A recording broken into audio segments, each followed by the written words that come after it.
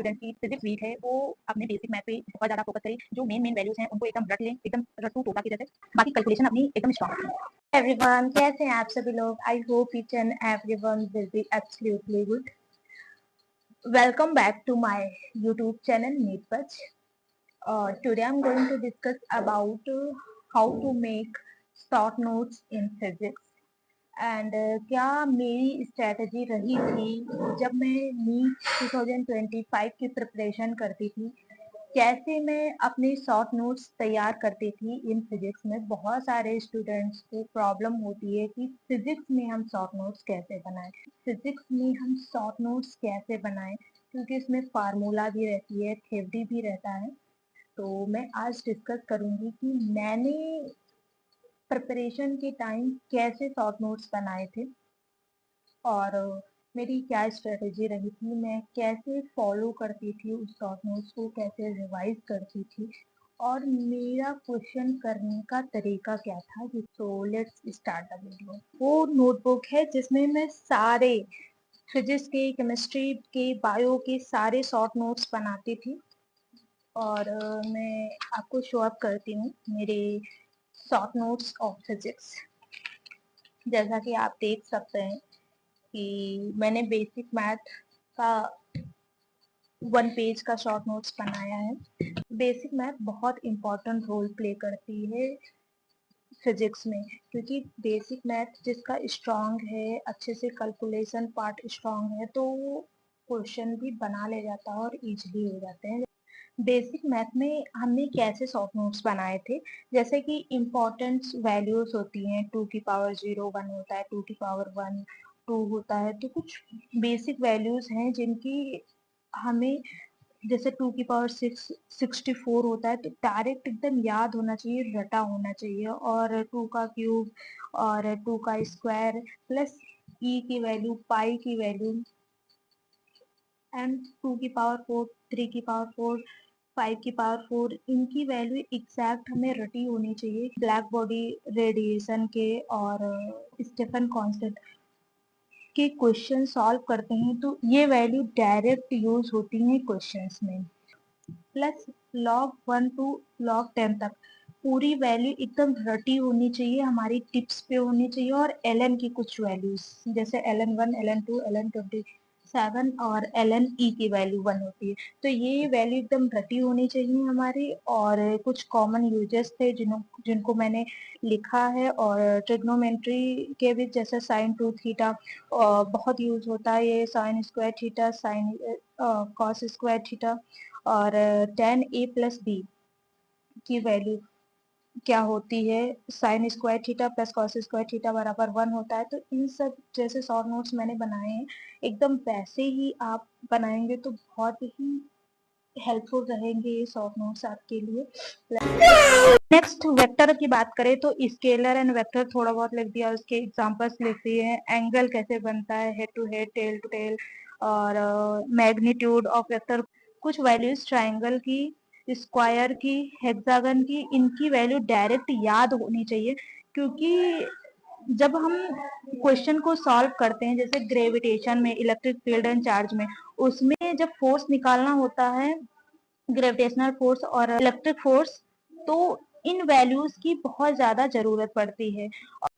और ये वाला कॉन्सेप्ट तो एकदम रटा होना चाहिए कि जब दो मैग्नीट्यूड होता है जिसकी वैल्यू सेम होती है, तो उसका फार्मूला ये होता है 2a cos θ/2। और इनकी डायरेक्ट वैल्यू याद होनी चाहिए कि 0 डिग्री पे 2a आता है, 60 डिग्री पे √3a आता है, 90 डिग्री पे √2a आता है, 120 डिग्री पे a आता है और 180 डिग्री पे 0 वेक्टर आता है।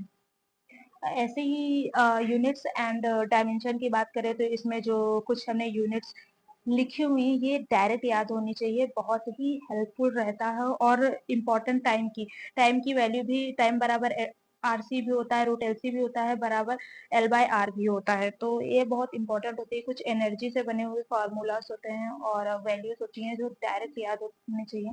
और ये सर ने अलग अलग चैप्टर्स में पढ़ाया है, तो उसको मैंने एक ही जगह पे मेंशन कर लिया है, जैसे कि यूनिट है, यूनिट और डायमेंशन, ये कॉन्सेप्ट अगर एमआर सर से आप पढ़े हुए हैं तो आपको पता, ये सब कॉन्सेप्ट जो है एमआर सर ने पढ़ाया था, ये आपको पता होगा, ये काफी जगह अलग अलग चैप्टर्स में पढ़ाया गया है, जैसे यूनिट और डायमेंशन का कॉन्सेप्ट, डिस्टेंस डिस्प्लेसमेंट का कॉन्सेप्ट, स्पीड और वेलोसिटी का कॉन्सेप्ट।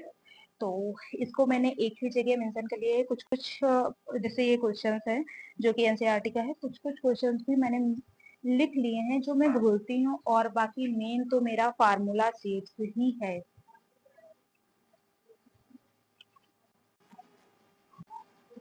और मेन तो मैंने अपने शॉर्ट नोट्स में फार्मूला शीट्स ही बनाए हैं।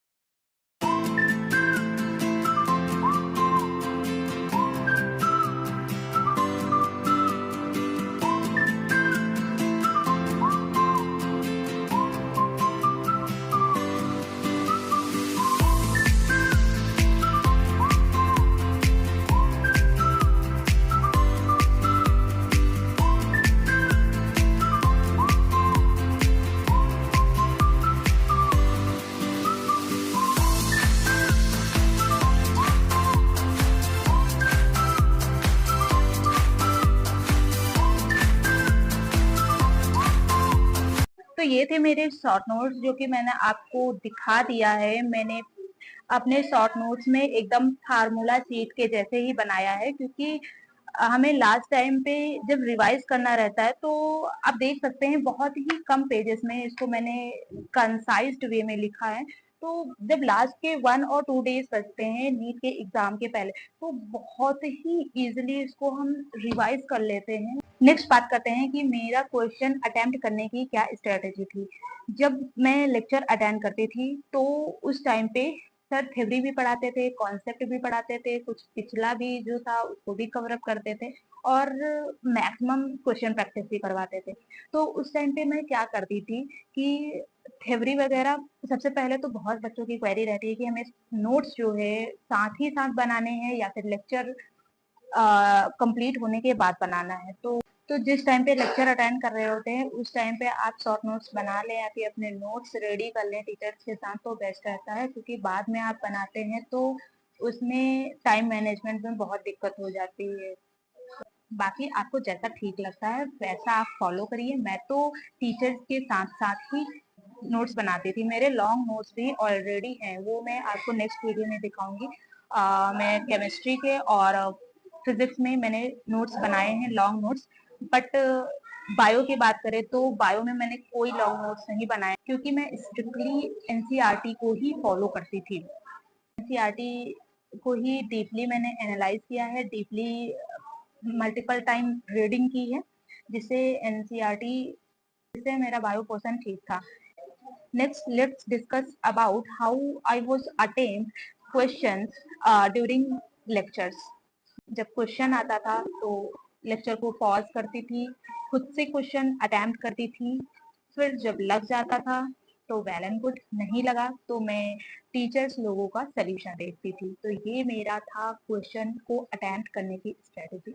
और जिन भी स्टूडेंट्स की फिजिक्स वीक है वो अपने बेसिक मैथ पे बहुत ज़्यादा फोकस करें, जो मेन वैल्यूज हैं उनको एकदम रट लें, एकदम रट्टू तोता के जैसे।